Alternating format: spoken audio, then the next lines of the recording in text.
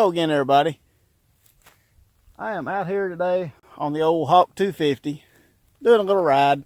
My action camera that I usually strap to my helmet and all that, about shot. Well, I guess the battery's about shot. It lasts about 10 minutes. You'll get 10 minutes of video and it just kind of shuts down. So it's not really I put it on charge for like 2 or 3 days, and it just, over time, it's just got to where it just doesn't hold a charge. It's not much anyway, and I don't think I'm going to invest in a new battery for it. I'm going to get a GoPro, and we're going to take some rides on the Hawk, and I think the GoPro will capture the scenes a whole lot better than what the little old cheap Go Amateur camera that I had. Anyway, I've had a couple of suggestions from people about doing another little update video on the Hawk, and you know, they were asking me, well, what do I think about it after I've had it for a while, and you know, is it holding up and all that? And I still love it.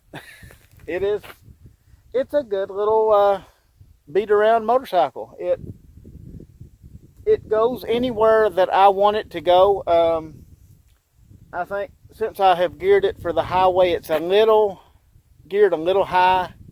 But I can actually run on the, not on the highway, but on the main road. I can actually drive on the main road. I can do 50, 55 on it, and that's enough for me. What all problems have I had with it? Well, there's one problem, let me show you. Okay, I was riding one day, and actually I rode it to work, and on the way, there was a red light.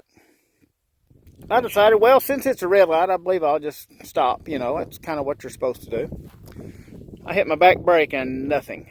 I did get stopped, but I had to use my front. I had nothing with my back brake. And the back brakes had always been great on it. So I pumped it up a few times just to see if that would help. And then I had brakes again. Okay, that was kind of unnerving. I checked. And some of y'all that have these bikes may want to check. And may want to be aware of this anyway. This pad, the actual friction material in this pad was gone. It just, I don't know where it went. I guess it fell out. The friction material came off of this pad, and this one was still in pretty good shape. I had an extra laying around, so I stuck an extra pad in there. And the problem was, I don't know if you can see that, but it's not bad, but it's kind of scratched. Kind of scratched my disc up a little. It's not that bad. I think it will be fine. I'm going to leave it like that, and I'm going to run this extra pad until it wears out. And I'm going to see how that is before I put new pads on it. Because I may just go ahead and get new pads and a new disc for it. But it still stopped and all that, but I had to use my front brakes. That's one good thing about a motorcycle, having the front and back brakes separate. But yeah, just be aware that I had never had that happen before, but just be aware that that could potentially happen. Yeah, that come right out of there. But I think it was just a fluke. It was probably a 1 in a million thing that happened. And yeah, it's like I said, just keep an eye out for that. Now, something else was the battery, which of course you can't see it. It's on the other side, but you still can't see it. The battery that came with it was not much, and it would just barely crank the engine over. Now I have an AGM battery in there, and when you turn on the key and you hit your start button, Well, it cranks right up. I mean, and it's always done that. This bike has always just started right up, except for the battery. That's the only thing. As far as the engine goes, the only thing I've ever had a problem with was the battery itself. And it looked like, when I got the bike, the battery looked like it was old. It already had rust around the terminals. So I don't know what, you know, they just pulled one off a shelf that had been sitting there for a long time. I had to add the acid to it, so that tells me it was a new battery, but the fact that it had rust around it tells me it has been laying around for a while. Now this AGM, I think that's the way to go. Putting an AGM battery in it, that helped it. Of course, y'all have seen I put the hand guards on it. I did add the little thing on the kickstand to keep it from sinking in the mud. Put the case on the back. I mean, these are just all... Oh, I rejetted the carburetor, and I changed the gearing.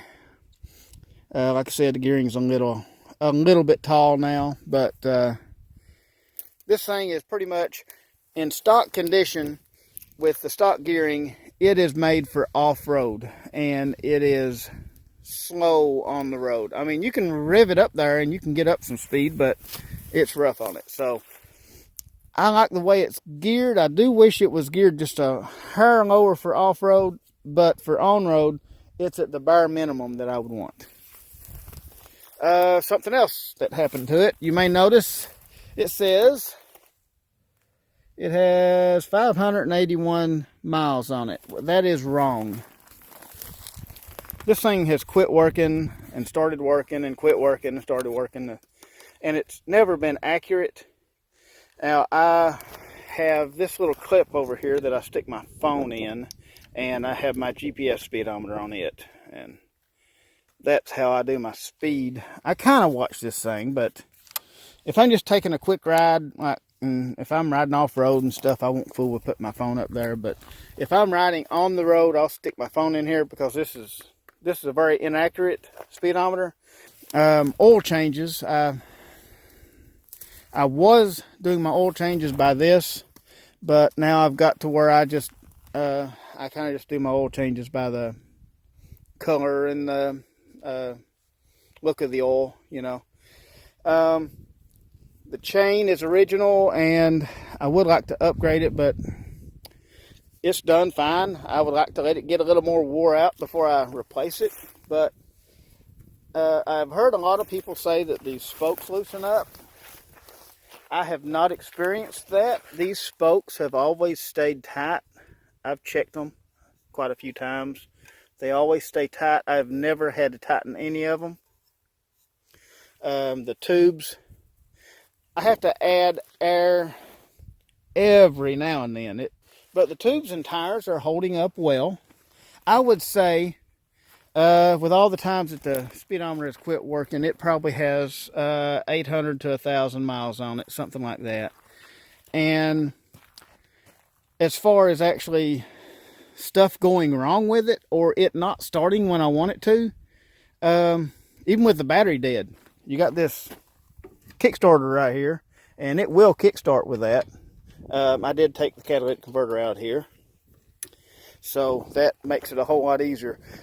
With that in the exhaust, you are probably not going to kickstart this thing, because it has a lot of back pressure. But once you take that out, it'll kick right off. Usually first or maybe second kick. I did upgrade the spark plug also.